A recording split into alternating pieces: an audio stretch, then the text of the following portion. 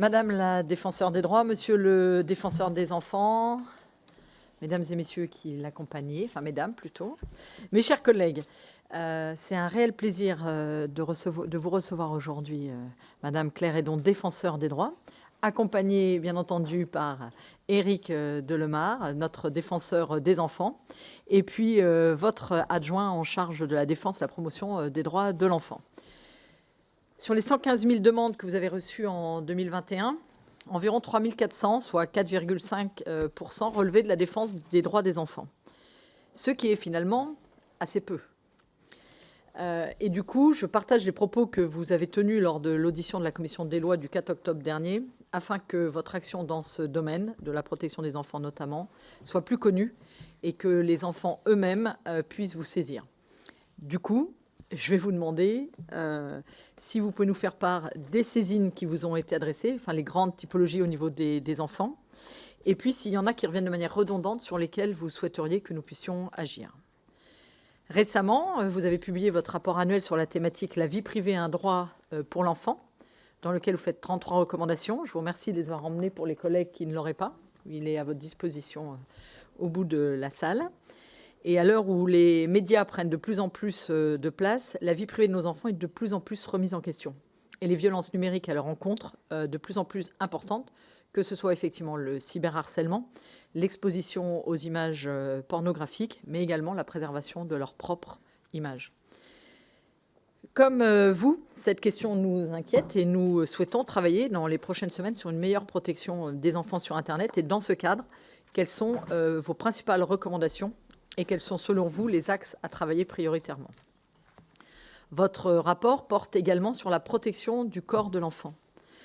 À titre complètement personnel, je plaide pour une éducation au corps et la préservation de leur intimité dès la maternelle. Nous avons eu l'occasion d'en parler et d'en échanger ensemble la semaine dernière, notamment au niveau des sanitaires, mais également pour une meilleure prise en compte de l'intimité des enfants qui sont mis sous protection, comme vous le mentionnez dans votre rapport. J'aimerais donc bien entendu vous entendre aussi sur ce point. Par ailleurs, la délégation constitue un groupe de travail sur les enfants de retour de zone irako-syrienne, saisis par des familles. Vous avez rappelé l'intérêt supérieur de l'enfant et la nécessité de leur retour et de leur prise en charge. Vous avez interpellé le gouvernement en avril 2022. Avez-vous obtenu une réponse? Et enfin, pour ne pas être trop longue et surtout pour laisser du temps et des sujets à mes collègues, j'aimerais savoir ce qui vous a poussé à vous saisir d'office de la situation des services de l'ASE dans le Nord et dans la Somme. Est-ce que d'autres départements mériteraient la même saisie? Et que va permettre votre travail?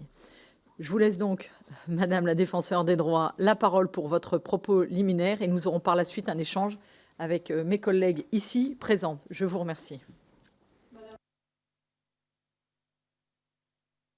Absolument, pour ceux qui sont à distance, c'est ça. Madame la Présidente, Mesdames et Messieurs les députés, je vais me permettre de présenter l'équipe qui est autour de moi parce que nous travaillons aussi de façon collégiale. Vous avez présenté Éric Delemare. J'ai bien aimé votre expression, notre défenseur des enfants. Ça nous conviendrait bien. Oui, on a une appropriation qui me paraît utile. Donc Mireille Lecor, qui est notre secrétaire générale, qui est arrivée il y a 2 mois et demi et qui vient du Conseil d'État. Et à ma droite, Marguerite Orange, qui est la chef de pôle de défense droits des enfants, qui est un parcours de juge des enfants et qui est dans l'institution depuis un peu plus de 2 ans et demi, à peu près comme moi d'ailleurs, à une arrivée concomitante, et France de Saint-Martin, qui est notre conseillère parlementaire.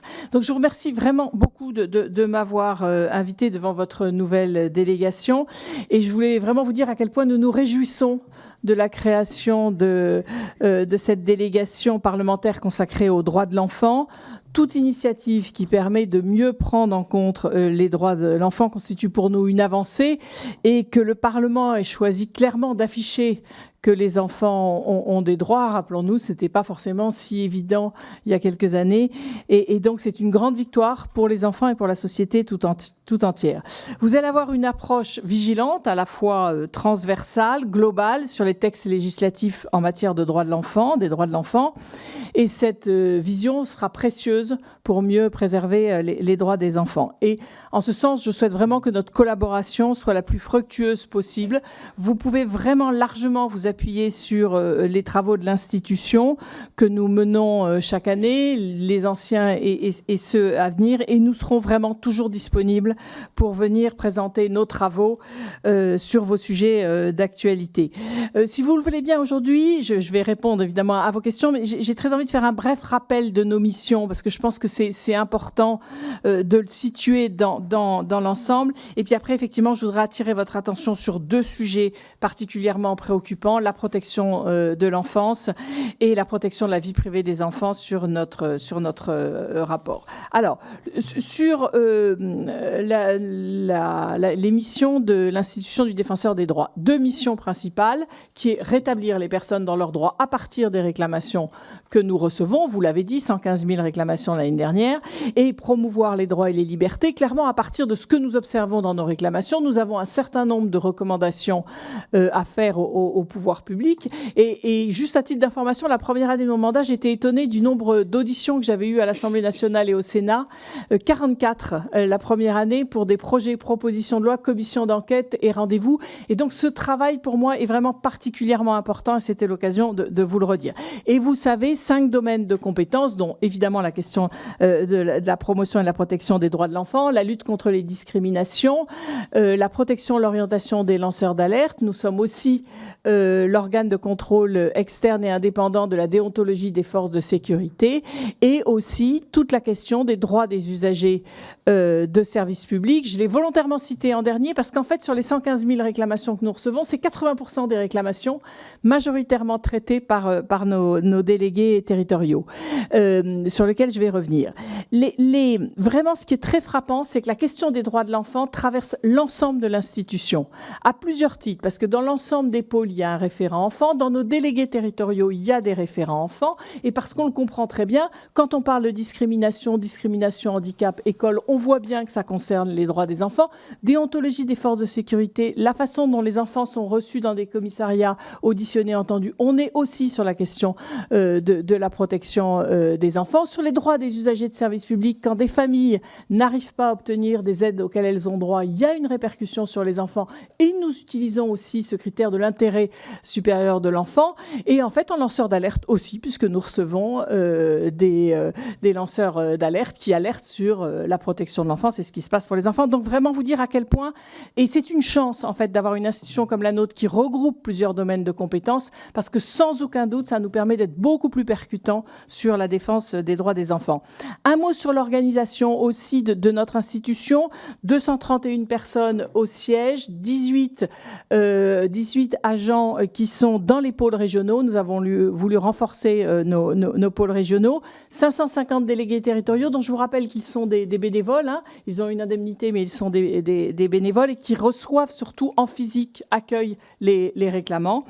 Et puis, une centaine de jeunes JAD, hein, nos jeunes ambassadeurs des droits, qui sont des services civiques qui ont entre 16 et 25 ans et qui vont dans les écoles parler des droits de l'enfant, de la CIDE et de la lutte contre les discriminations. Et je partage tout à fait votre point de vue. C'est en parlant et en parlant de ce genre de choses que nous, on reçoit quelques paroles inquiétantes et nous avons été obligés de mettre un dispositif en place sur comment faire monter ces paroles inquiétantes, mais comment aussi on accompagne nos jeunes jeunes qui entendent régulièrement des choses impressionnantes.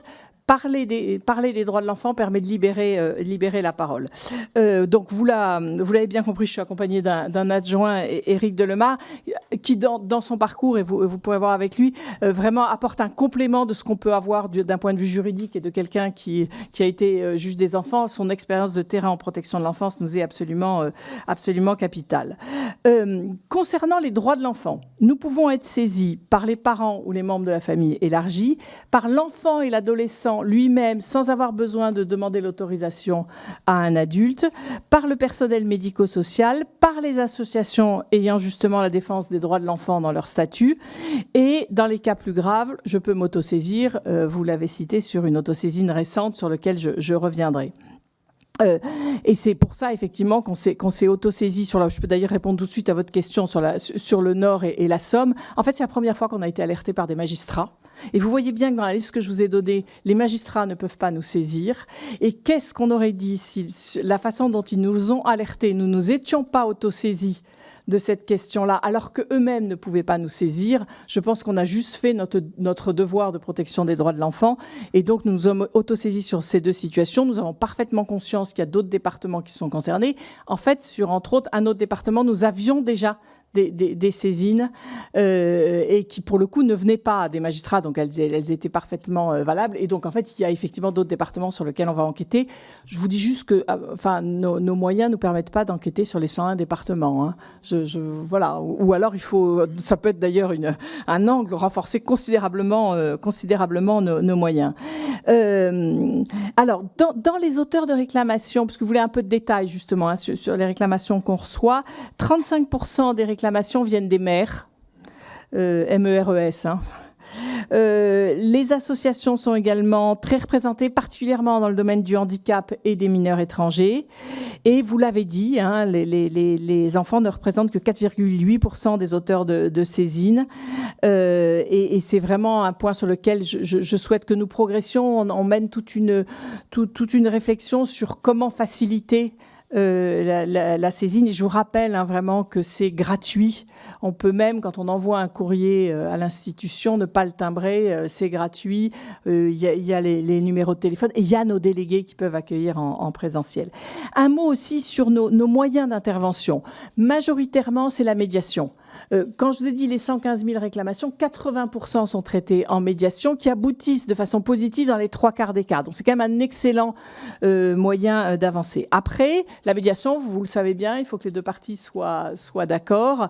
Nous rendons des décisions après instruction et vous savez bien que là, nos recommandations n'ont pas de pouvoir de contrainte. Mais nous faisons un suivi de nos décisions, c'est-à-dire on demande des réponses aux personnes mises en cause, savoir ce qu'elles ont mis en place. On recontacte 3 mois après si nous n'avons pas eu de réponse. Enfin, je dirais, nous faisons preuve de persévérance. Quand nous trouvons que justement la réponse n'est pas à la hauteur, nous avons la possibilité de faire un rapport spécial. Vous savez que toutes nos décisions sont disponibles sur notre site internet, mais on anonymise à la fois évidemment les réclamants, mais aussi les personnes mises en cause. Quand nous trouvons qu'il y a justement vraiment exagération dans la non-application de nos recommandations, nous pouvons publier au journal officiel la décision avec le nom des personnes mises en cause. Jamais le nom des réclamants, mais les noms des personnes mises en cause. Et c'est une de nos possibilités, médiatisation de l'affaire. Après, nous avons aussi comme mode d'intervention, et c'est très important, et c'est ça qui n'était pas possible avant quand il y avait simplement un droit des enfants et qui est possible maintenant avec l'institution, c'est de faire des observations devant les tribunaux en qualité d'amicus curiae, nous sommes amis de la Cour. Nous ne représentons aucune des deux parties, mais nous avons instruit et en contradictoire entendu les différentes parties et nous faisons des observations. 175 l'an dernier, en 2021, suivi dans 82% des cas, ce qui montre la solidité de notre travail juridique. Et puis, un dernier point aussi sur notre façon de fonctionner dans les décisions que nous rendons, les plus importantes et significatives passent devant un collège avec des membres qui ont été nommés par la présidente, enfin c'était le président avant de l'Assemblée nationale, du Sénat, représentant par le président du CESE, du Conseil d'État et de la Cour de cassation. Et du coup, ça nous permet de prendre nos décisions de façon collégiale et, entre autres, en droit des enfants, c'est absolument à l'unanimité et je dirais même du coup sans avoir besoin de voter. Un point sur la ventilation aussi, dans la question que vous me posez des saisines. Hein. Les saisines de 2021 ont essentiellement porté. Alors si je prends le premier domaine qui est vraiment éducation, petite enfance, scolarité, périscolaire, c'est 28,3% de nos réclamations. Ça concerne des questions de harcèlement scolaire, de violence de professionnels à l'égard des enfants et de refus de scolarisation. Le deuxième motif, c'est tout ce qui est protection de l'enfance, 27,5% en 2021. Il s'agit essentiellement de réclamations qui concernent le fonctionnement d'établissements accueillant des mineurs, de violences institutionnelles, de non-respect des décisions de justice, entre autres sur la question des droits de visite, de santé des enfants prise en charge en protection de l'enfant, et je pourrais tout de suite dire de difficultés d'ailleurs d'accès à la santé dans ces circonstances, et l'inexistence l'inexécution des décisions de placement ordonnées par des magistrats. Le troisième motif concerne tout ce qui est santé-handicap, c'est 18,5%. C'est essentiellement des situations dans lesquelles est alléguée une discrimination à l'égard d'un enfant en situation de handicap. Et je vous redis, c'est là l'intérêt de notre institution, c'est qu'on allie les compétences en droit des enfants et en lutte contre les discriminations dans lesquelles nos juristes sont spécialisés et travaillent en transversal. C'est des défauts d'AESH, c'est des défauts d'aménagement des examens ou dans la prise en charge petite enfance, par exemple. Je vous rappelle que sur les AESH, nous avions publié un rapport qui était consacré vraiment à la question de l'accueil des enfants en situation de handicap à l'école, et je sais que le Parlement travaille d'ailleurs sur ces questions-là. Viennent ensuite, en moindre quantité, des saisines concernant la filiation et la justice familiale. C'est notamment des situations internationales, d'ailleurs d'enlèvement d'enfants essentiellement, ou de non mise en place de visites médiatisées par le juge des affaires familiales. Et puis des saisines relatives aux mineurs étrangers qui concernent à peu près 8%, un tout petit peu plus de 8% des réclamations. Et enfin, nous avons des réclamations concernant la justice pénale des mineurs. Et sur ce sujet, j'ai d'ailleurs la semaine dernière contribué aux travaux de la mission de l'information de la Commission des lois sur ce sujet. Je vous rappelle également que nous sommes chargés du suivi de l'application de la Convention internationale des droits de l'enfant. Et dans ce cadre, nous produisons un rapport au Comité des droits de l'enfant dans le cadre de l'examen périodique de la France. Le dernier date de juillet 2020 et nous préparons justement un rapport d'actualisation. J'en viens aux deux sujets que je voulais évoquer avec vous. D'abord, la situation de la protection de l'enfance que j'évoquais en introduction, et après la question de la vie privée des enfants qui faisait l'objet de notre rapport annuel enfant cette année. Comme je vous l'ai dit, et comme vous l'avez dit d'ailleurs, nous sommes autosaisis de la situation dans la Somme et dans le Nord. Et en fait, le département sur lequel des personnes nous ont saisis, c'est celui de la Loire-Atlantique. Donc nous aurons la situation dans 3 départements. Il nous faut plusieurs mois pour pouvoir rendre une décision comme celle-là. Je pense que je vous apprends rien en disant ça. Il y a une nette dégradation de la situation au sein de nombreux départements. On le voit dans les saisines que nous recevons et on peut faire plusieurs constats. D'abord, les juridictions font face à l'inexécution de leurs décisions. Cela passe parfois par des évaluations de danger qui ne sont pas faites, ou en tout cas pas dans des délais raisonnables. Parfois une absence de rapport éducatif en prévision des audiences. Parfois encore par la levée de placement sans que le magistrat n'ait décidé ou même n'en ait été avisé. Évidemment, se posent les questions de manque de place en foyer et le manque aussi d'assistants familiaux. Des mesures de placement qui ne sont non exécutées. Des AEMO prises en charge dans des délais pouvant excéder les 6 mois. Des droits de visite et d'hébergement qui ne sont pas respectés, des éducateurs surchargés et non remplacés, de l'absence de référents ASE pour les enfants. Ensuite, ce que nous constatons aussi, c'est de nombreuses ruptures dans le parcours des enfants qui sont confiés en protection de l'enfance, l'absence de projets construits et cohérents pour l'enfant aussi dans de nombreuses situations, et beaucoup trop souvent des changements de famille d'accueil qui est justifié par les services par un attachement trop fort à l'assistante familiale ou la nécessité de rapprocher les enfants, géographiquement les enfants de leurs parents. Et dans ces cas, nous voyons souvent qu'il n'y a aucune préparation de l'enfant et du professionnel à ce changement, ni aucune considération pour le lien d'attachement construit entre l'enfant et sa famille d'accueil. Et ceci, nous le constatons, est vraiment catastrophique. De manière générale, la crise du travail social conduit à un manque très préoccupant de travailleurs sociaux dans les structures de protection de l'enfance, y compris dans les services de l'ASE. Le manque de professionnels et ceux suffisamment formés dans de nombreux services œuvrant dans la prise en charge des mineurs dégrade beaucoup la prise en charge des enfants en protection de l'enfance, comme à l'école, comme en CMP ou encore en pédopsychiatrie. Nous avions alerté l'an dernier avec notre rapport annuel enfant qui était sur la santé mentale des enfants et sur l'urgence d'agir. Il y a vraiment une urgence d'agir. Quelle est notre priorité même en pédiatrie, mais non, c'est pas simplement en pédopsychiatrie, des retards d'accès aux soins, l'intérêt supérieur de l'enfant et où dans cette question-là, je vous alerte aussi. J'ai vu la Première ministre il y a 10 jours, j'ai vraiment alerté aussi sur cette question et vous dire à quel point c'est il y a vraiment urgence à agir. L'enjeu, si je reviens à la protection de l'enfance, alors évidemment, les enfants en protection de l'enfance sont aussi ceux qui ont le plus de mal à accéder aux soins. L'enjeu de la gouvernance de la protection de l'enfance est essentiel, hein. Il faut une gouvernance au plus proche des équipes, en prise avec la réalité du terrain, aussi une coordination entre les acteurs locaux et nationaux afin que tous les services indispensables à la protection de l'enfance s'impliquent autour de la situation de chaque enfant suivi, le département, la santé, l'éducation nationale, le médico-social. Et les modifications qui ont été introduites par la loi du 7 février 2022 pour améliorer cette coordination semblent avoir un tout petit peu de mal à se traduire de façon concrète.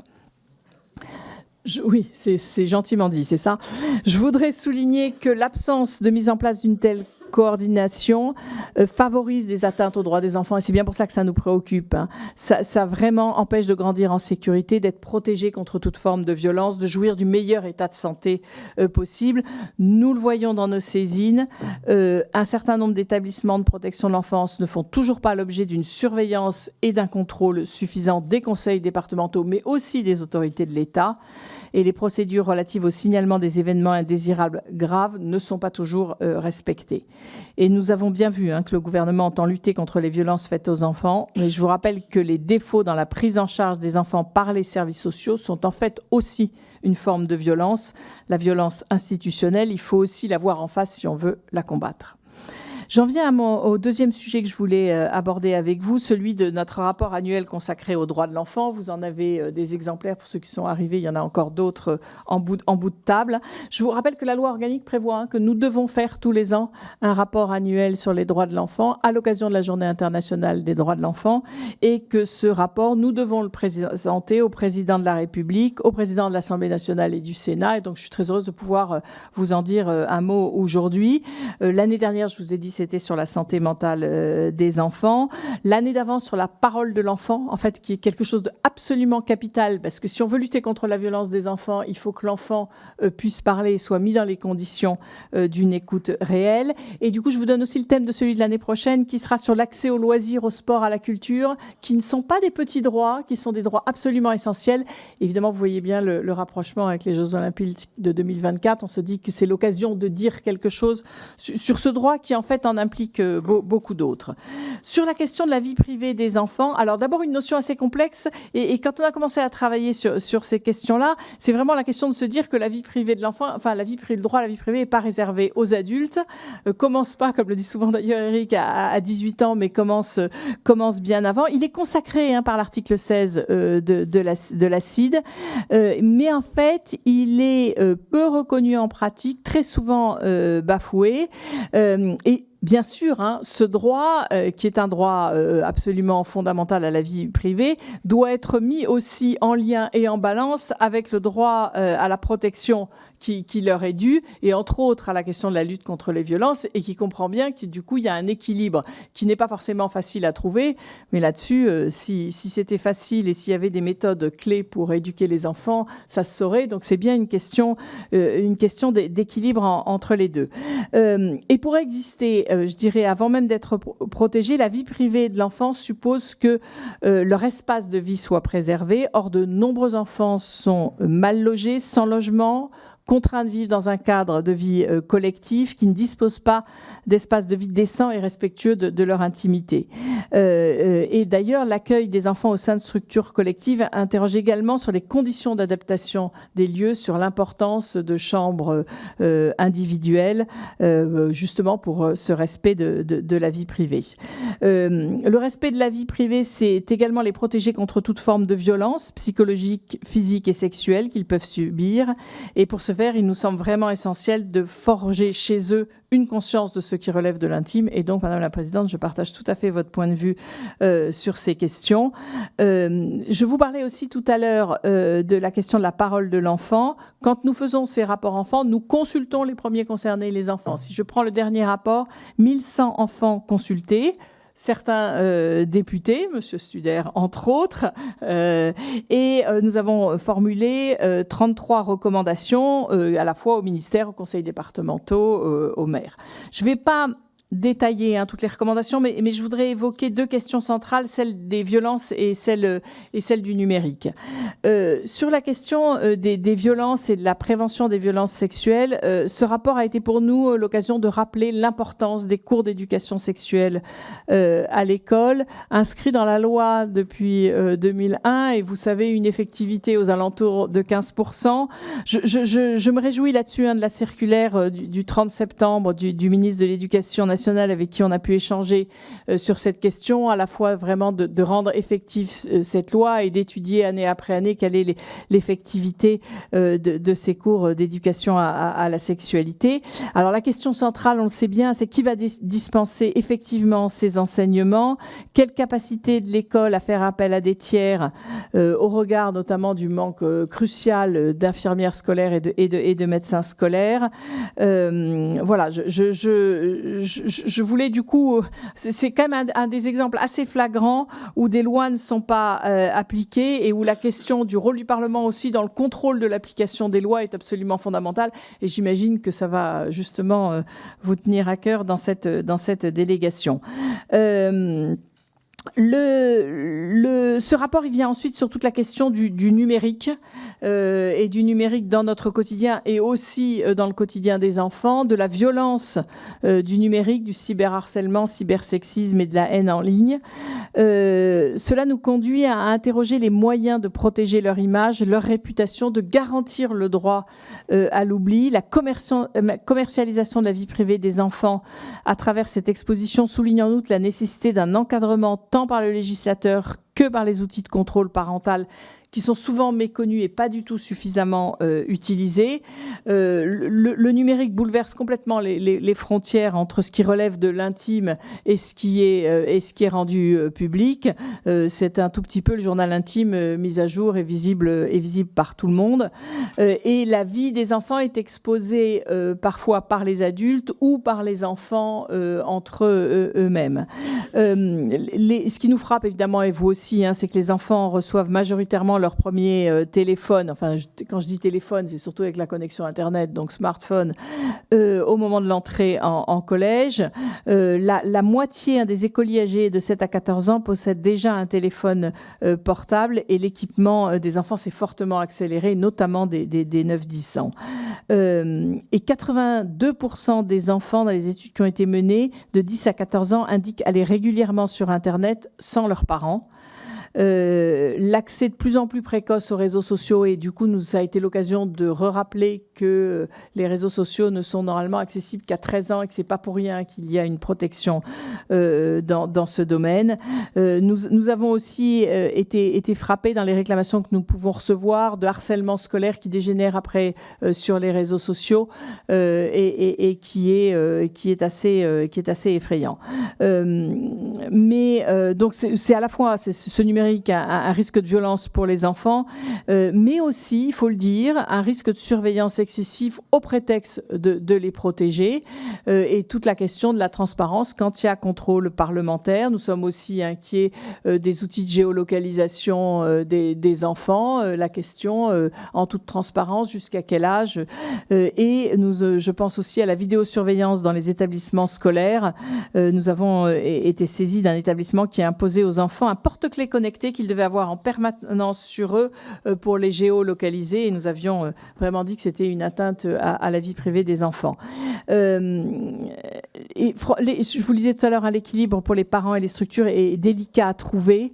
Mais franchement, le guide à chaque fois, c'est la question de l'intérêt supérieur de l'enfant. Et cette notion, elle est vraiment, vraiment très importante. C'est pas du tout la notion de l'enfant roi. C'est vraiment la notion quel est réellement son intérêt. Et nous, c'est vraiment notre fil rouge et la question qu'on se pose à chaque fois. Et c'est aussi pour ça qu'il m'a semblé nécessaire dans ce rapport, c'était de prévoir des modules obligatoires d'éducation au numérique à destination des élèves dès l'entrée en collège, d'informer et de former aussi les parents, et ça fait partie d'un certain nombre de recommandations que nous avons fait. Je pourrais aussi vous parler plus longuement de la santé mentale des enfants, de l'enfermement des enfants enfants en centre de rétention. Aussi, un sujet de la rentrée scolaire, c'est les lycéens sans lycée, non affectés dans des lycées à qui, alors qu'ils étaient pris en seconde, on propose du coup de redoubler parce qu'il n'y a pas de place dans un lycée. Un mot aussi sur oui, assez hallucinant, on s'est autosaisi de cette question-là. Un mot dans les questions que vous m'aviez posées sur les enfants en Syrie. Je suis donc responsable de la défense des droits des enfants, garante de la CIDE. La situation pour nous est grave.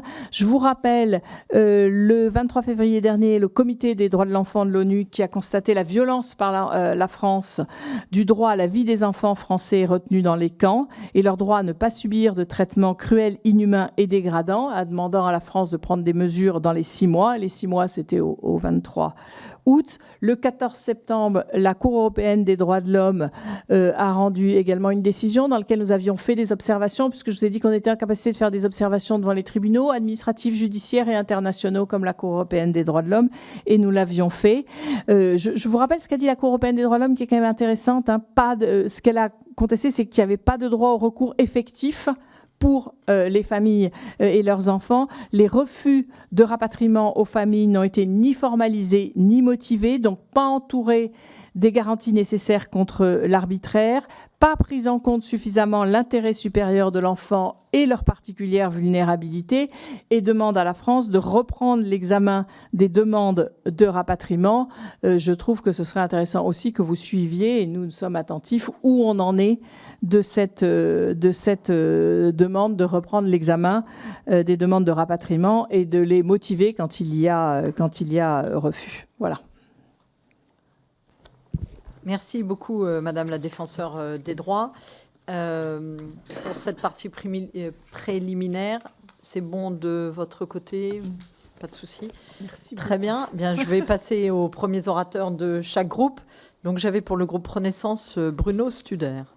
Oui, merci Madame la Présidente, Madame la défenseure des droits, Monsieur l'adjoint en charge des enfants, défenseur des enfants, Mesdames. Je suis particulièrement heureux de vous retrouver aujourd'hui, une semaine après la remise de ce rapport à laquelle vous m'aviez convié, au titre de mes activités à la fois en défense des enfants influenceurs, la loi de 2020 et puis la loi sur le contrôle parental, dont le décret d'application devrait intervenir sous peu, sachant que sur la loi sur les enfants influenceurs, on attend toujours le décret de l'article 3. Je préfère le dire publiquement ici, parce que ça fait jamais de mal de le rappeler. Je sais quelle est la complexité de la rédaction de ce décret, mais il me semblait important de le dire, parce que je vais revenir évidemment sur ce sujet qui me préoccupe beaucoup, savoir la protection des enfants sur Internet. Votre rapport, je le crois, est une étape très importante dans l'affirmation de l'enfant comme sujet de droit.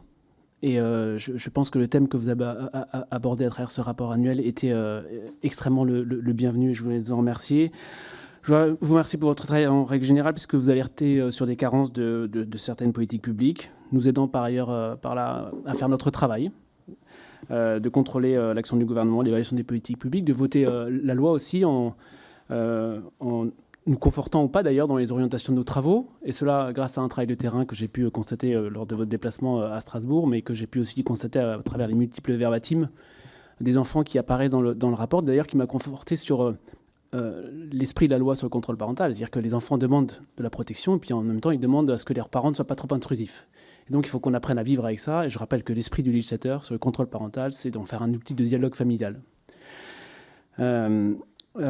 Simplement, pour revenir sur cette question du droit à l'image, moi je souhaitais partager simplement une interrogation avec vous, qui est peut-être une évolution du Code civil, comme ce qu'on a finalement fait sur les violences physiques et psychologiques ordinaires, sans aller sur le pénal.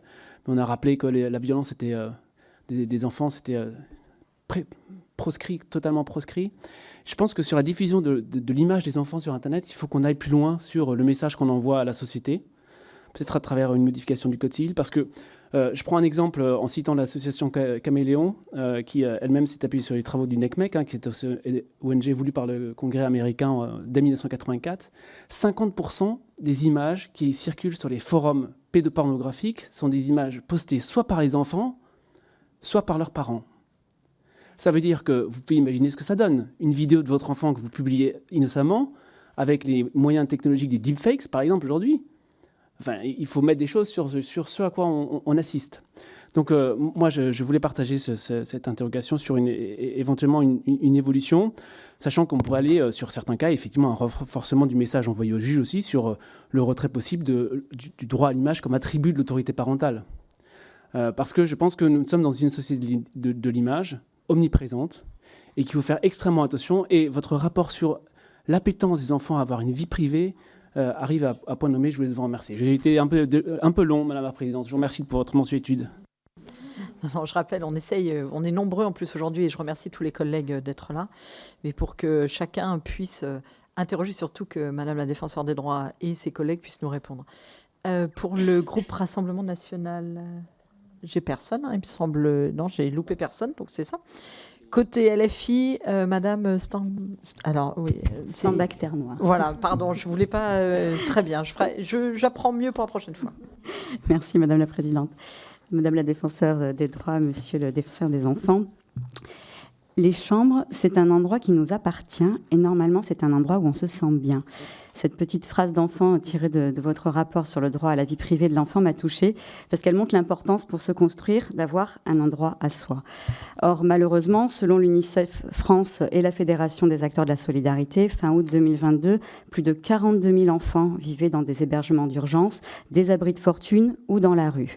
Et votre rapport estime ce chiffre à au moins 50 000 enfants en février dernier, avec en plus près de 300 000 enfants vivant dans un logement surpeuplé. Je ne sais pas comment on peut accepter ça dans l'une des premières puissances économiques mondiales. Eh bien, paradoxalement, hier soir, et alors même que nous entrons dans la période hivernale, nous discutions en séance d'une proposition de loi visant à lutter contre l'occupation illicite, qui est pour nous un texte anti-locataire faisant du squat un fléau de société, alors qu'il n'est qu'un phénomène marginal. Et ses effets réels vont être de précariser davantage les plus fragiles et criminaliser les plus pauvres, et surtout faciliter et multiplier les expulsions. Tout ça sans répondre à l'urgence sociale locative, parce que je rappelle qu'en décembre 2021, près de 4000 personnes appelaient chaque soir le 115 sans qu'on puisse leur proposer de solution. Donc vous avez rendu, Madame la Défenseure des droits, un avis très clair sur cette proposition, soulignant que, je cite, « le renforcement de la pénalisation de l'occupation illicite ou l'assouplissement des procédures d'expulsion en raison de loyers impayés ne sont ni nécessaires ni proportionnés. L'urgence est donc bien à protéger et non à précariser. » Alors, quelles recommandations faites-vous spécifiquement pour lutter contre les procédures d'expulsion pouvant concerner ou impliquer des mineurs ? Et par ailleurs, puisqu'on sait que les services d'hébergement d'urgence sont saturés et que bien souvent, en cas d'expulsion, aucune solution de relogement n'est proposée, même si les représentants légaux des enfants sont des prioritaires d'ALLO, quel impact peut-on craindre donc, de cette proposition de loi sur l'égal accès au logement des enfants et donc sur leur épanouissement ? Je vous remercie.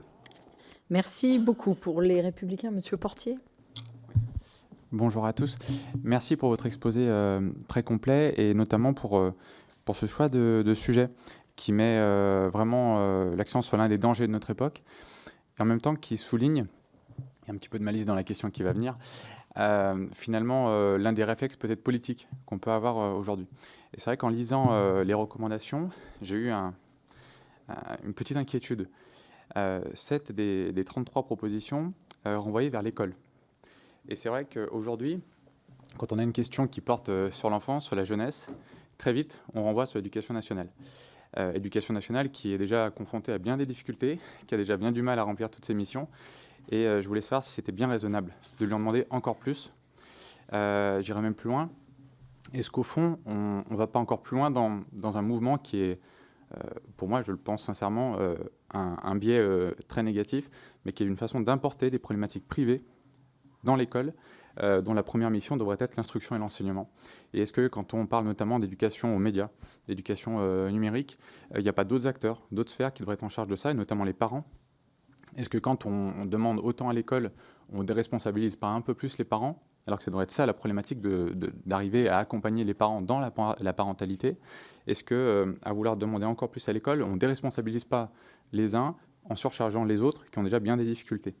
Et j'ai une deuxième petite question, c'est sur l'accès aux réseaux sociaux. Est-ce qu'il ne faudrait pas qu'on soit plus exigeant et reporter à 16 ans l'accès pour protéger davantage nos enfants ? Je vous remercie. Je vous propose de passer au groupe Horizon avec Paul Christophe. Oui, merci Madame la Présidente. Merci pour ces propos liminaires. Nord, Somme, Loire-Atlantique, en vous écoutant, je me demande pas si ce ne sont pas les arbres qui cachent la forêt. Le problème sera évidemment d'une amplitude bien plus grande que ce qu'on imagine. Ce qui m'amène à rebondir finalement sur la connaissance du droit. Est-ce qu'à votre sens, aujourd'hui, et s'agissant de mineurs bien évidemment, est-ce qu'aujourd'hui vous avez le sentiment que leurs droits sont bien connus, perçus, et le cas échéant, comment pourrait-on y remédier? Je voudrais vous interroger aussi évidemment sur quelle est la portée de votre travail collaboratif avec ces départements qui ont aujourd'hui une mission ô combien importante, celle d'organiser l'aide sociale à l'enfance. Est-ce que vous avez des contacts réguliers? Est-ce que vous avez l'opportunité finalement de disséminer ces messages et ces expériences et ces vécus qui vous sont traduits donc par des saisines? Vous le disiez tout à l'heure, finalement, instruction, décision, recommandation, pas un pouvoir finalement express donc de contrainte. Faut-il faire évoluer les choses à votre avis, même si j'ai mon idée là-dessus? Et puis enfin, vous avez touché du doigt la question des MNA. Moi, je voudrais rebondir un petit peu sur l'expérience qu'on a vécue récemment, notamment du côté de Toulon, où certains se sont un peu stupéfaits de voir que 26 avaient disparu. Alors, pour rappeler quand même que l'aide sociale à l'enfance, c'est bien protégé, c'est pas enfermé. Faut-il pour autant s'inquiéter un peu de ce qu'il est devenu de ces jeunes qui n'ont pas tout à fait disparu, mais en matière de protection, doit-on pas être là aussi un peu plus performant dans l'accompagnement qu'il aurait dû? Merci beaucoup. Je propose pour le groupe Écologie à Madame Pasquini. Merci Madame la Présidente, Madame et Monsieur le défenseur des droits, Mesdames, Messieurs et chers collègues. Tout d'abord, permettez-moi de vous signifier l'immense plaisir que j'ai de vous retrouver ici au sein de notre délégation. C'est un constat que nous tous partageons ici, malgré ce qu'on pourrait penser, le chantier des droits des enfants n'est pas abouti et nous mesurons tout le chemin qu'il reste à faire pour que le droit de tous les enfants soit enfin respecté. Ici, je considère que nous sommes la voix de ceux qui ne peuvent pas s'exprimer, mais que notre rôle est aussi de laisser les enfants s'exprimer par eux-mêmes, d'accueillir leurs paroles et de les rendre acteurs du futur qui leur appartient. Nous sommes confrontés à des chiffres souvent avec trop de zéros derrière qui nous rappellent la détresse, la pauvreté, la solitude, l'isolement et la violence dont les enfants sont victimes. Dans le monde, mais aussi ici en France, un pays pourtant riche et développé. Nous sommes tous animés par la même volonté, celle de garantir à tous les enfants les mêmes droits et les mêmes libertés.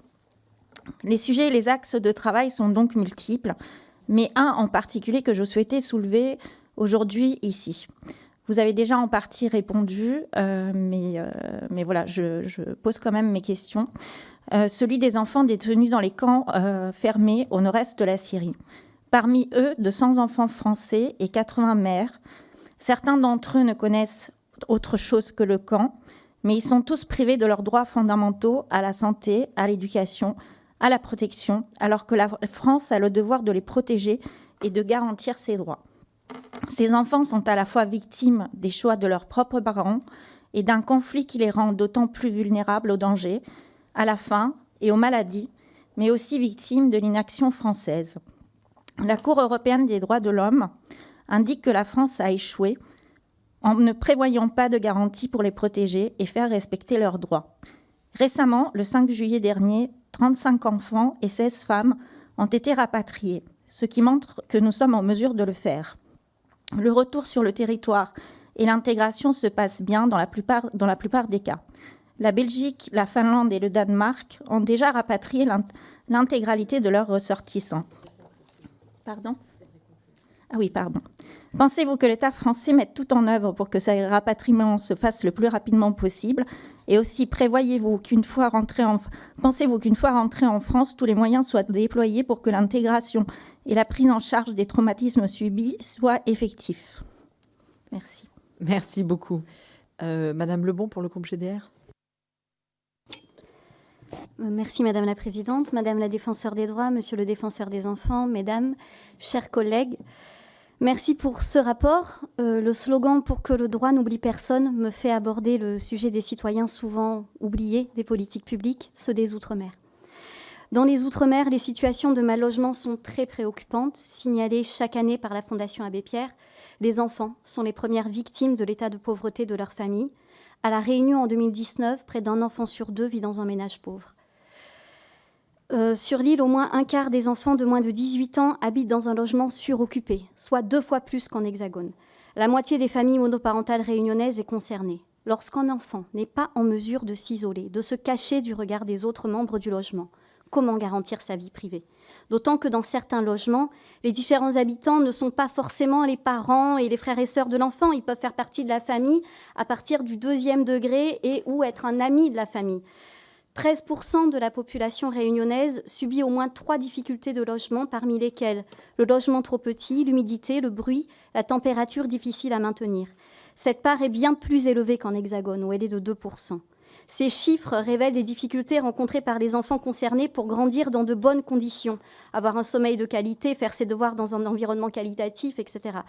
Les écarts entre la Réunion et l'Hexagone sont affolants. Et je ne vous parle même pas de Mayotte ou de la Guyane.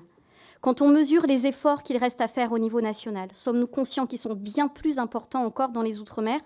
Comment favoriser ce respect de la vie privée dans de telles conditions et quelles recommandations proposer aux autorités en l'état actuel des choses? Je vous remercie. Merci beaucoup, chers collègues. Je vous propose déjà de faire une petite réponse à cette première salve de questions. Bien entendu, pour les collègues qui auraient des compléments sur les réponses ou d'autres thèmes, nous aurons l'occasion de poser juste après. Je vous laisse la parole. Merci beaucoup. Je vais commencer, Éric Delemare, continuer en prenant question après question.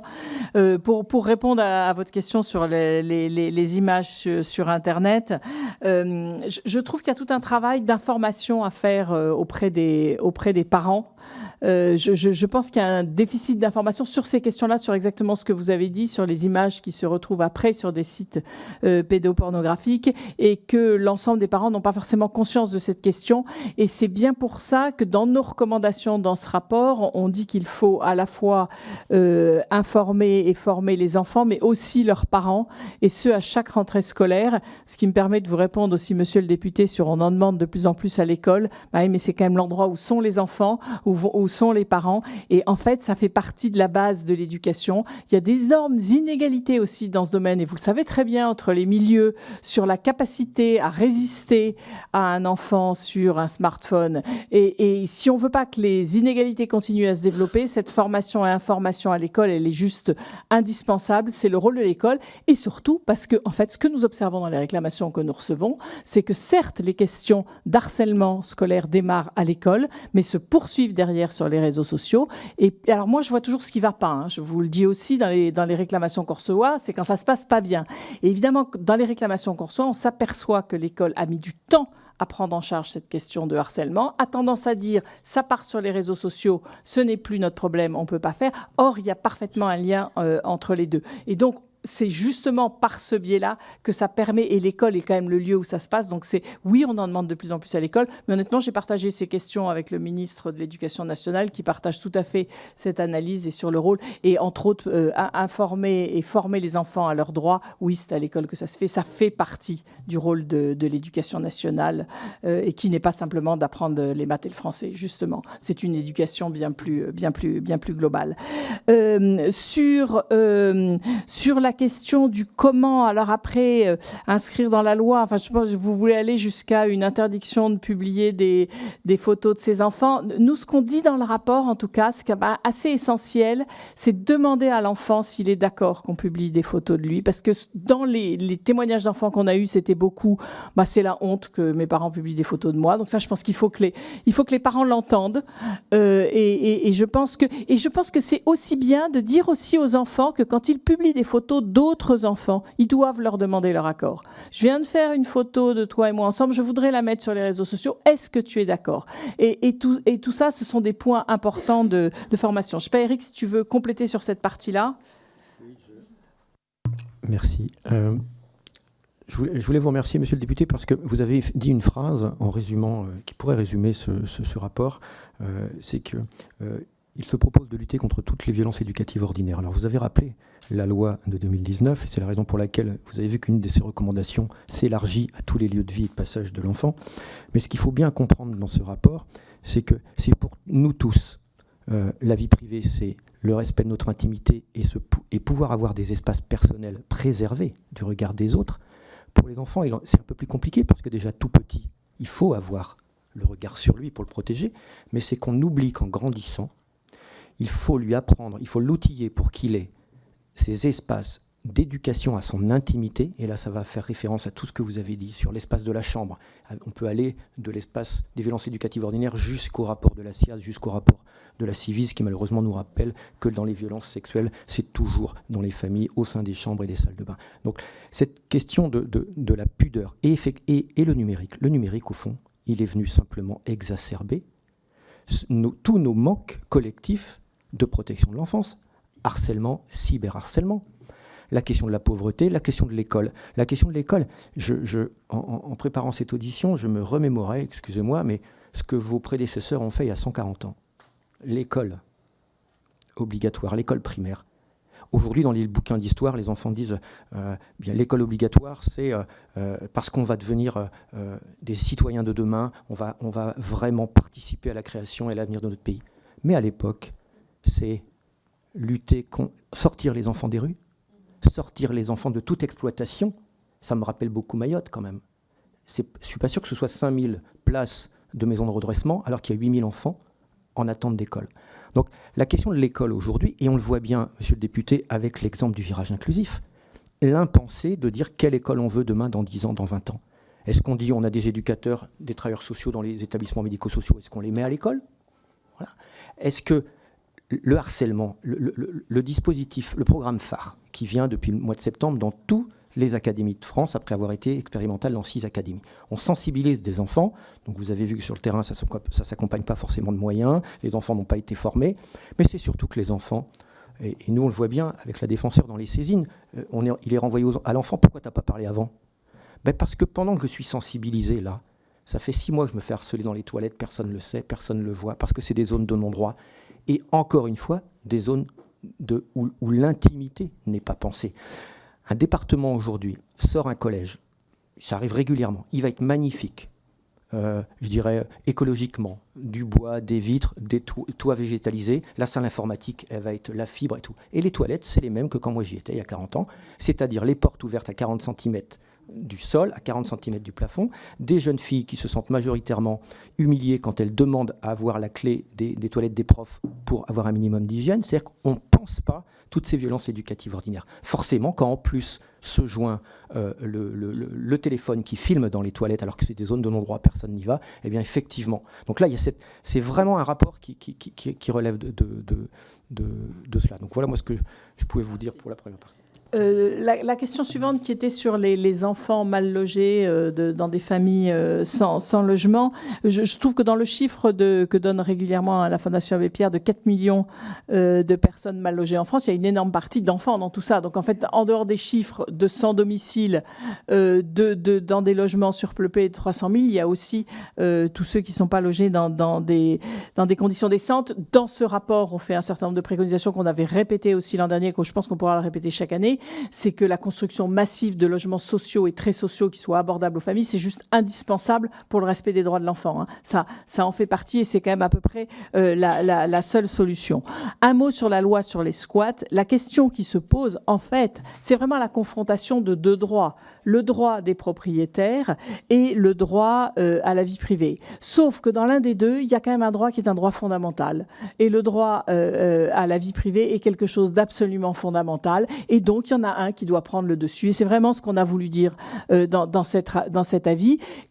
Les cas d'abus existent, mais sont quand même excessivement minoritaires. Le risque, c'est le dévoiement de cette loi et l'expulsion sans passer devant le juge d'un certain nombre de familles en grande difficulté, avec toute la question, quand il y a expulsion, du relogement. Vous dire un mot, c'est que le dimanche, le 20 novembre, à l'occasion de la Journée internationale des droits de l'enfant, on est allé avec Éric Delemare dans un centre d'accueil de jour de familles dans le centre de Paris. J'étais quand même totalement impressionnée de voir des femmes avec des bébés de 1 mois qui dorment à la rue en ce moment, 2 femmes enceintes qui dorment aussi à la rue. Je pense effectivement que c'est totalement indigne de notre pays et vraiment, enfin, je veux dire, il y a un moment, les atteintes à la dignité des personnes est une atteinte à notre propre dignité quand on voit ce qui se passe. J'avais pas tout à fait fini de répondre à votre question sur 16 ans sur les réseaux sociaux. Écoutez, moi je trouve qu'il faudrait déjà que le 13 ans soit appliqué. En fait, on a une vraie... Oui, je pense en plus que c'est pas très raisonnable là-dessus. Je suis pas sûre qu'on y arriverait. Mais en revanche, enfin, quels moyens on se donne? Et là, j'ai pas de solution clé sur le fait que cette interdiction à 13 ans, qui n'est pas pour rien, soit réellement effective, avec, je sais bien, une pression des enfants sur leurs parents, sur tous les copains à l'école, ils vont, pourquoi pas moi, je vais être mis en dehors. Mais je trouve que la question de l'effectivité à 13 ans et quels moyens on a de contrôle là-dessus me paraît important.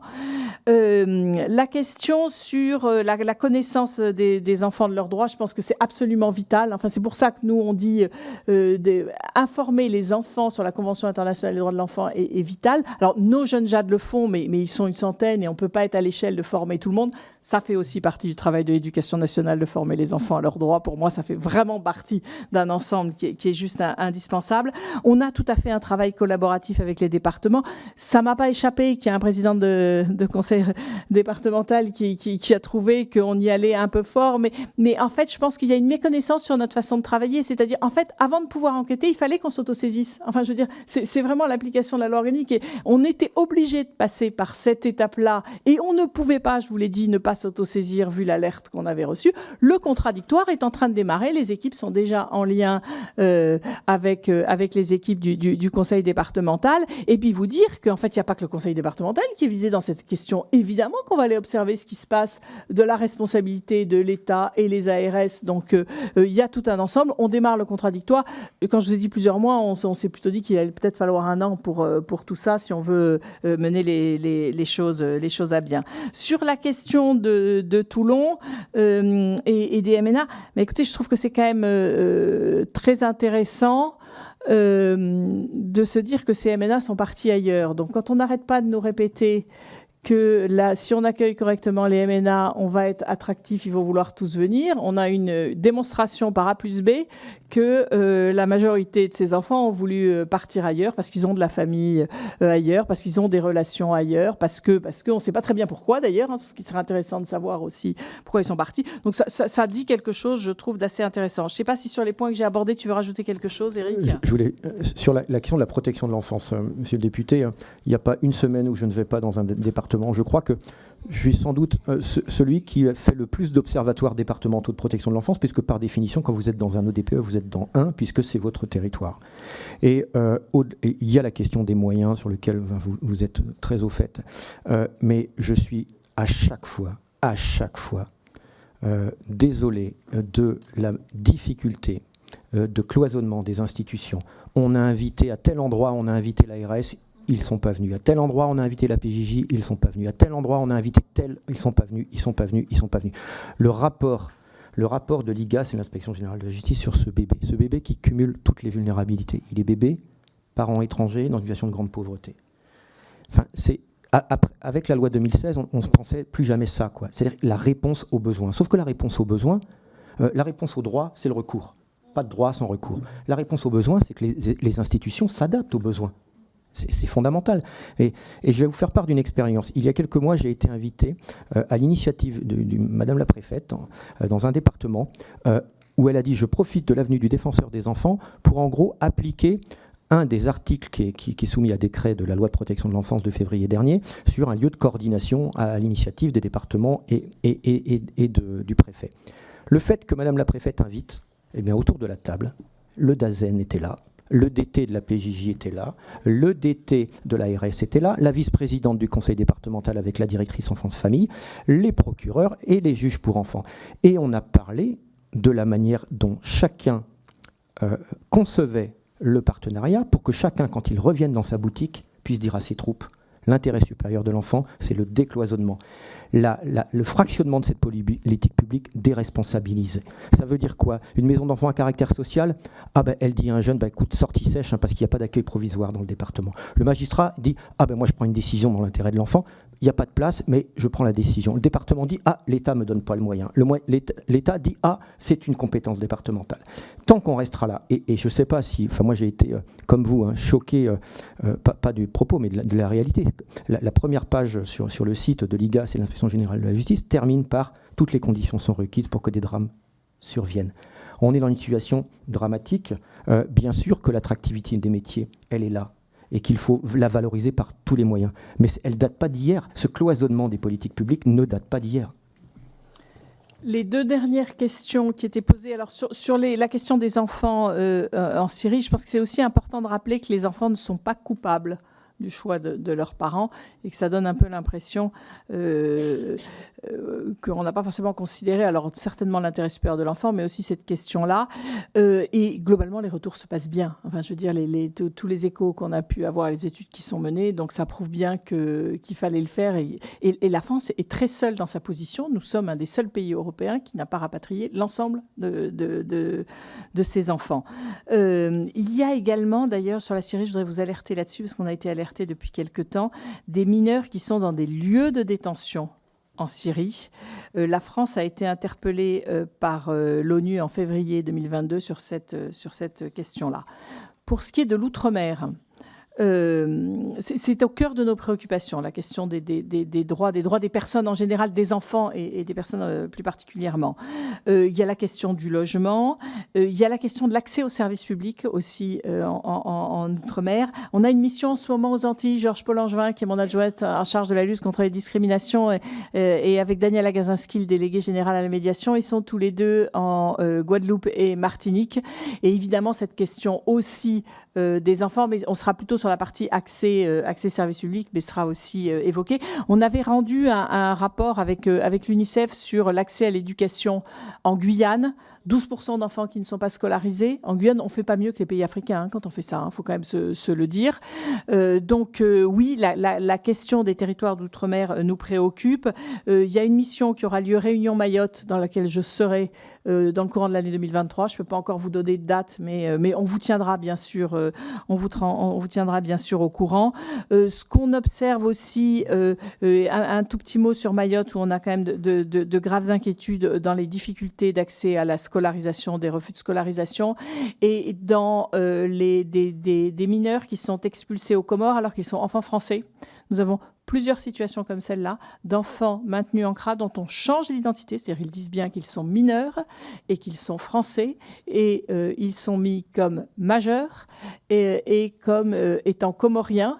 Et nous avons là alerté tout récemment d'un enfant qui était du coup à la rue aux Comores, parce qu'évidemment aucune famille là-bas en fait, et de la nécessité d'un rapatriement très rapide, mais qui surtout n'aurait jamais dû être expulsé. Et quand même le problème de changement d'identité de ces enfants, c'est-à-dire qu'on ne les croit pas quand ils disent qu'ils sont un mineur de français, alors que les deux des situations, ils avaient avec eux leur cahier d'école qui permettait parfaitement de réaliser à la fois qu'ils étaient mineurs et qu'ils étaient français.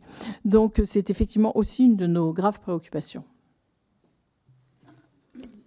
Merci beaucoup, Madame la Défenseure. Juste pour votre information, la première mission d'information de cette délégation est une mission d'information sur l'effectivité de la protection des enfants en Outre-mer, avec 3 co-rapporteurs, dont Madame Lebon ici présente, mais également notre collègue Servat pour le bassin des Antilles et Dunoyer. Voilà. À chaque fois, je dis Philippe, le problème, c'est que le nom, je l'oublie, et Monsieur Dunoyer pour le bassin de Nouvelle-Calédonie. Et donc, normalement, il devrait nous rendre quelque chose d'assez intéressant au mois de mai, donc ça concorde un peu avec aussi votre vision. Donc, je pense qu'on pourra faire peut-être quelque chose d'intéressant l'année prochaine pour l'outre-mer. Et surtout, n'hésitez pas à auditionner les équipes là-dessus. Enfin, vraiment, là, on est à votre disposition pour vous dire un certain nombre de décisions qu'on a rendues sur ce qu'on a pu observer. Et je pense que c'est vraiment important. Merci beaucoup. J'ai d'autres collègues qui voulaient intervenir. Alors, dans ceux qui sont inscrits, mais ceux qui ne sont pas inscrits, vous pouvez encore le faire, bien entendu. J'avais Madame Dubré-Chira dans un premier temps. Merci Madame la Présidente, merci Madame la Défenseure des droits. Je suis heureuse de vous retrouver alors que je vous avais vu dans la Commission des lois précédent mandat. J'ai 2 questions. En France, une personne sur 5 est chaque année touchée par un trouble psychique, soit 13 millions d'individus. 64% disent avoir ressenti une souffrance psychique. Ce chiffre est plus élevé pour les enfants et la santé des jeunes. Un tiers des 6-18 ans dit souffrir de troubles psychologiques. Un quart d'entre eux se sentent souvent déprimés ou abandonnés. Une souffrance accentuée depuis la crise Covid en novembre 2021. Votre rapport annuel était consacré à la santé mentale des enfants, en soulignant leur droit au bien-être. Vous mentionnez de nombreuses saisines en lien avec le manque de professionnels de santé, de structures d'accueil adaptées et le défaut d'approche globale de la situation de l'enfant. Le secteur de santé mentale est en effet en difficulté du fait de l'augmentation de la demande de soins, renforcée par la période Covid, et la diminution de l'offre, et ça concerne aussi l'accueil des enfants. Depuis cet été, en raison de manque de médecins psychiatres et d'infirmières, nous observons des fermetures de lits dans des établissements qui entraînent une répartition de patients mineurs au sein des régions, mais aussi à leur hospitalisation en service de psychiatrie adulte. Ils courent alors le risque d'être exposés à une prise en charge non adaptée à leurs troubles et à des menaces pour leur sécurité et à l'éloignement de leurs proches. Vous avez formulé des recommandations pour limiter toute hospitalisation d'enfants dans un service d'adultes et pour l'encadrer en exigeant des remontées d'informations de l'ARS et en demandant la mise en place d'aménagements adaptés. Les saisines ont-elles augmenté dans ce domaine? Avez-vous des éléments à nous communiquer dans le sens de l'amélioration de l'offre de soins en pédopsychiatrie? Je souhaite aussi évoquer les enfants en situation de handicap. Si des difficultés d'accès à l'école subsistent, comme le mentionne votre éditorial de 2017, la situation s'est améliorée en 2021. Plus de 430 000 enfants en situation de handicap sont scolarisés en milieu ordinaire, soit une augmentation de 19% en 5 ans. La progression est régulière. Les récentes évolutions concernant les AESH, dont 4 000 ont été recrutés pour 2022, l'augmentation de leur temps de travail et la requalification de leurs contrats sous conditions vont dans le sens d'une revalorisation de la profession d'accompagnement des élèves.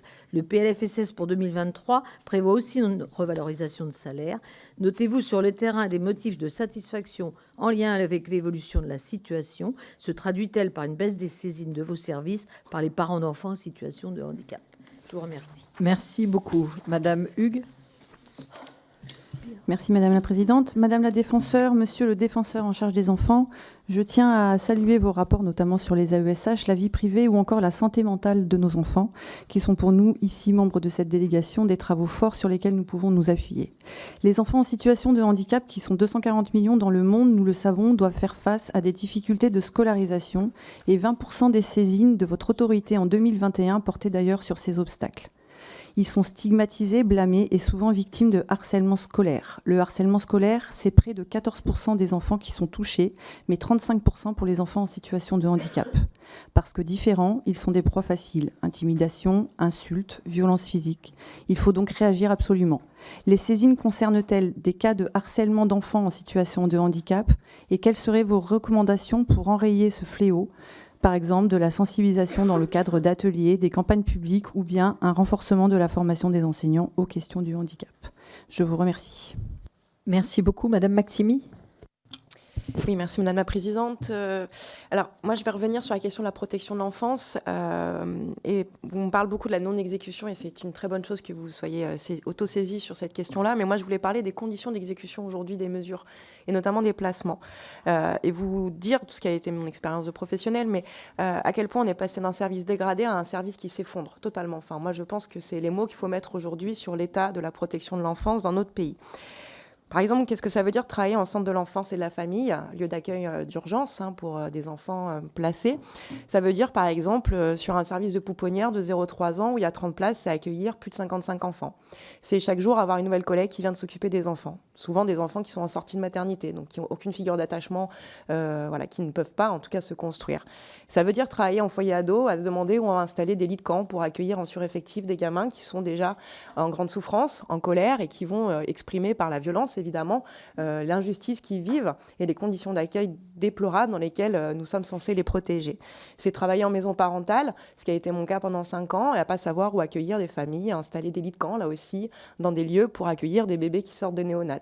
Aujourd'hui, c'est ça l'état de la protection de l'enfance quand les mesures sont exécutées. Et effectivement, il y a un grand danger, c'est qu'on n'est même pas capable d'exécuter des mesures de magistrat, c'est-à-dire qu'on laisse des enfants en danger dans leur famille.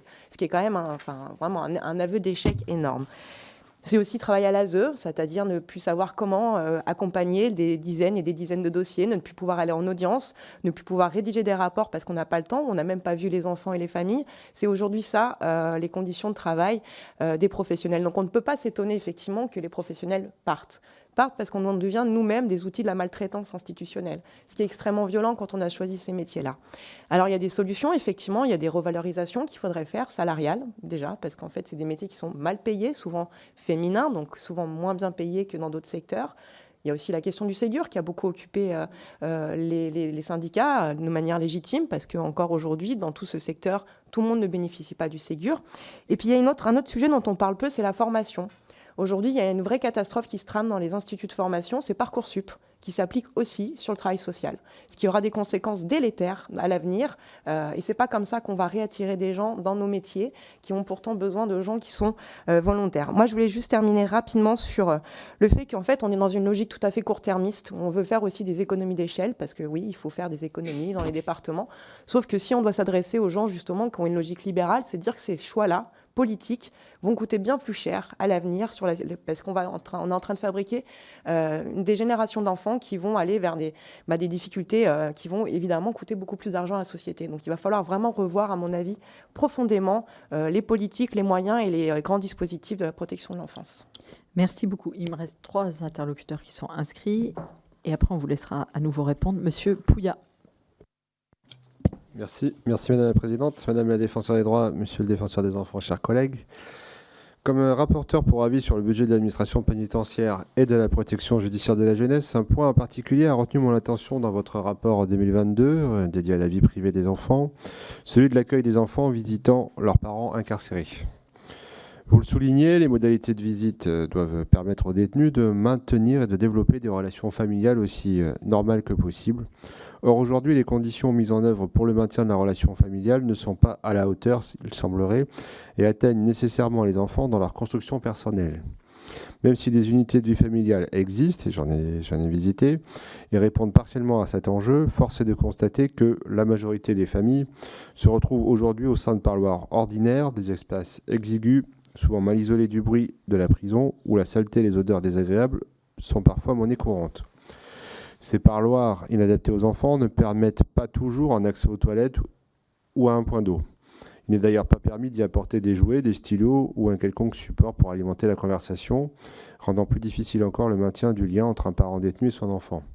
Pourriez-vous revenir sur les retours obtenus par vos services en la matière et plus globalement sur vos recommandations à ce sujet? Merci. Merci beaucoup. Madame Goetchi-Bolognaise. Merci Madame la Présidente. Madame la Défenseure des droits, Monsieur le Défenseur des enfants, je voudrais évoquer avec vous la problématique du harcèlement dans nos écoles.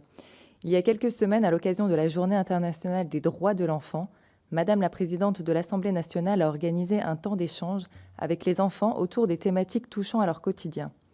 La question du harcèlement scolaire a été abordée de manière très approfondie durant nos échanges avec les enfants.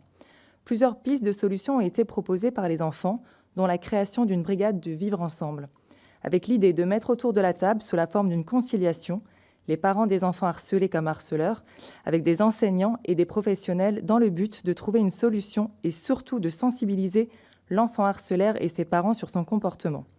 J'aimerais avoir votre perception sur cette idée de création d'une brigade de vivre ensemble. Par ailleurs, je voulais évoquer avec vous l'application AirDrop.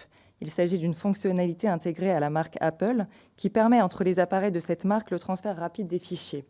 Parfois, cette application est détournée de son objet, aussi bien dans les cours d'école que dans les transports où des individus l'utilisent comme canal envers des mineurs pour envoyer des contenus inappropriés.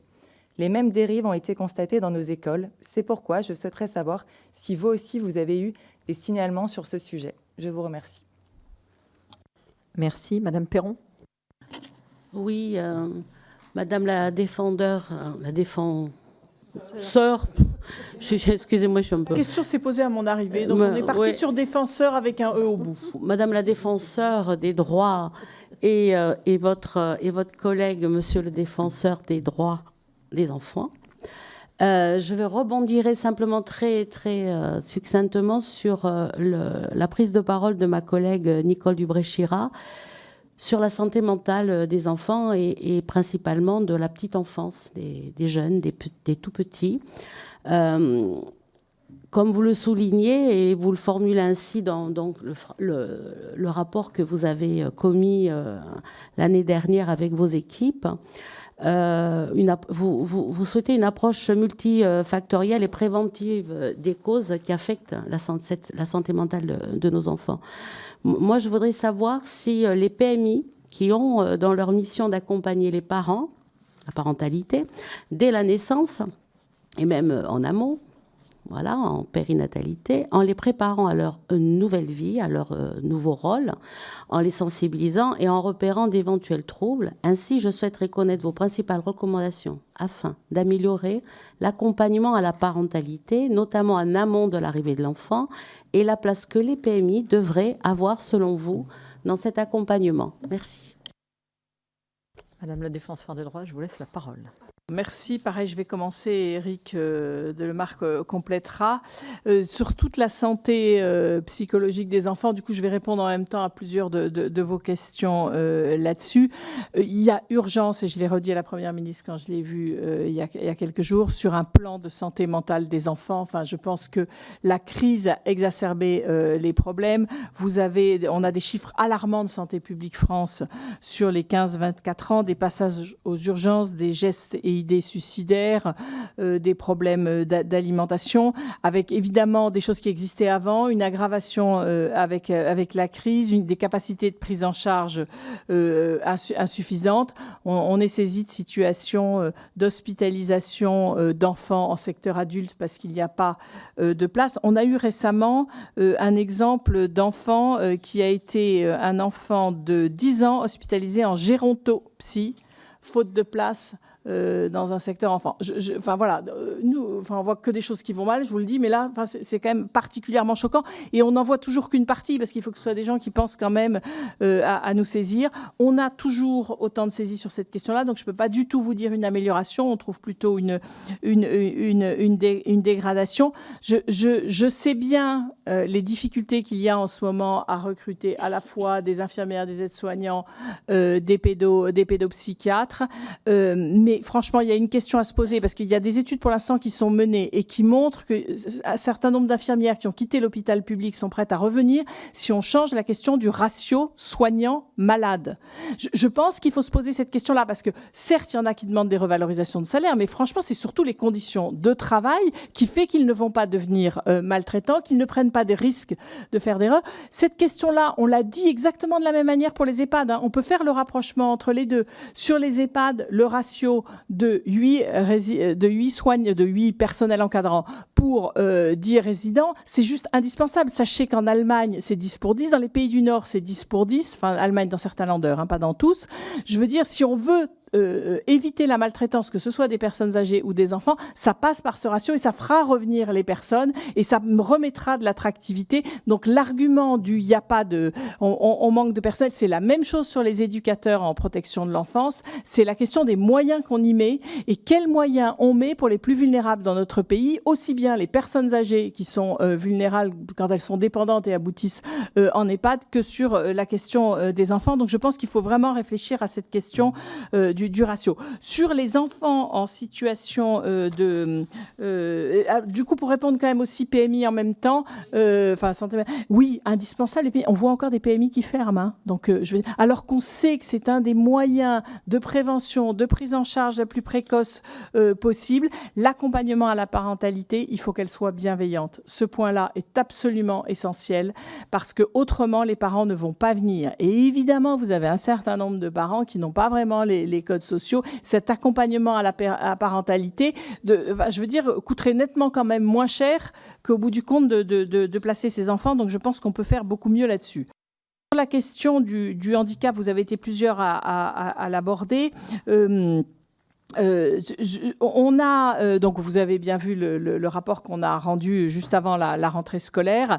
Ce que nous constatons d'abord, nous, c'est une augmentation des saisines. C'est-à-dire à la fois, il y a de plus en plus d'enfants scolarisés en situation de handicap, mais nous, on voit en parallèle des saisines qui vont en augmentant parce que d'abord, on a le chiffre sur 430 ou 440 000, je pense, enfants scolarisés en situation de handicap, mais on ne sait pas combien d'heures. Parce que plein de ces enfants ne sont pas du tout scolarisés à temps complet. Donc une des choses qu'on demande, c'est quand même une étude beaucoup plus précise là-dessus. De façon générale, ce qui nous frappe, c'est qu'en fait, on demande à l'enfant de s'adapter alors que c'est à l'école de s'adapter.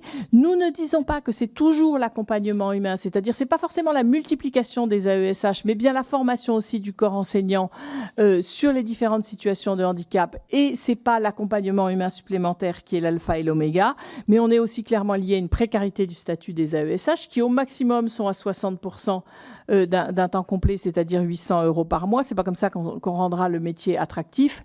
Et d'autant plus, ça ne tient pas du tout compte des moments où elles ont besoin d'échanger à la fois avec les enseignants, avec les parents, et que donc il n'y a pas 15 000 solutions. C'est évidemment un passage à temps complet sur 35 heures qui déjà la rendra le métier plus attractif. Et on a beaucoup aussi dit la question de la formation de ces AESH, des enseignants, de formation commune aussi ensemble pour qu'ils puissent mieux travailler ensemble. Vous avez aussi abordé à un moment la question de mener des campagnes sur ces questions de risque de harcèlement dû au handicap. Moi, je suis absolument convaincue qu'il faut mener des campagnes là-dessus. Et d'ailleurs, de façon plus générale, des campagnes sur la lutte contre les discriminations seraient très utiles dans la société tout entière, pas simplement sur les enfants. Voilà sur cette partie, je dirais, plus santé mentale et question de handicap. Sur la question protection de l'enfant, je vais juste démarrer et je vais te laisser la parole.